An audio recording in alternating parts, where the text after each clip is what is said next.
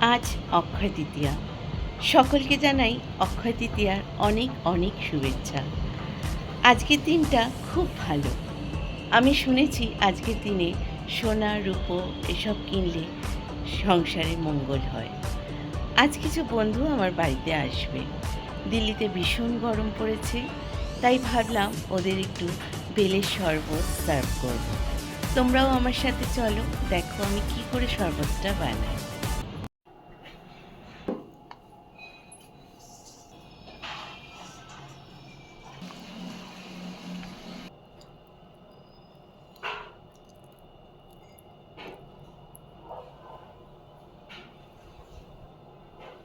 এটা একটু সময় সাপেক্ষ ব্যাপার, কিন্তু এগুলো বার করে নিলে বেলের পানাটা খেতে কিন্তু খুব ভালো লাগে।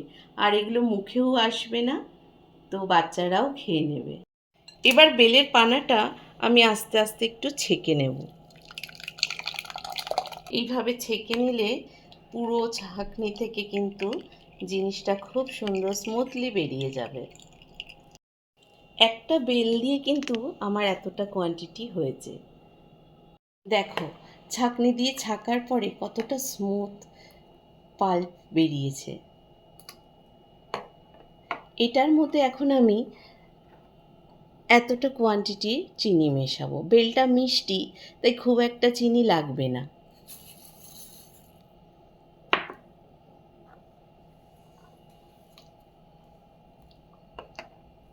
খুব ভালো করে মিশিয়ে নেব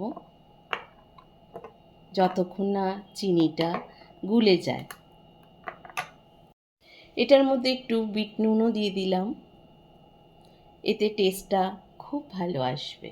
আমি এটার মধ্যে একটা জিনিস অ্যাড করব, জানি না টেস্টটা ভালো হবে কি খারাপ হবে, কিন্তু আগে আমি কখনোই দিইনি, এবার দেব। সেটা হচ্ছে গন্ধরাজ লেবুর একটু স্কিনটা আমি গ্রেট করে এটার মধ্যে দেব। হয়তো এই গন্ধটাতে বেলের পানাটা আরও টেস্টি হয়ে যাবে। খুব একটা বেশি দেব না, জাস্ট এইটুকুই আমি এর মধ্যে দিয়ে দিলাম। দিয়ে খুব ভালো করে এটাকে আবার একটুখানি মিক্স করে দেব। চিনিটা প্রায় গুলেই এসছে। এবার কিন্তু এটা টেস্টের পালা। গন্ধরাজ লেবুটা কিন্তু একদম অপশনাল, যার ইচ্ছা হবে সে দিতে পারেন, না ইচ্ছা হলে একদমই দেবেন না। এটার মধ্যে আমি দুধও অ্যাড করব, সেটাও অপশনাল, ইচ্ছা হলে দেবেন, না হলে দেবেন না। টেস্টটা কিন্তু নিজের মতন করাই উচিত।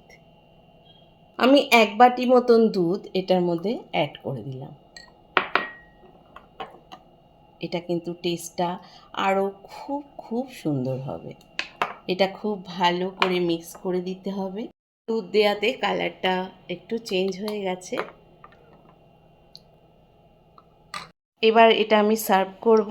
আমি 4টে মতন এখানে আইস দিয়ে দিলাম, আর এটাকে এবার পোর করছি।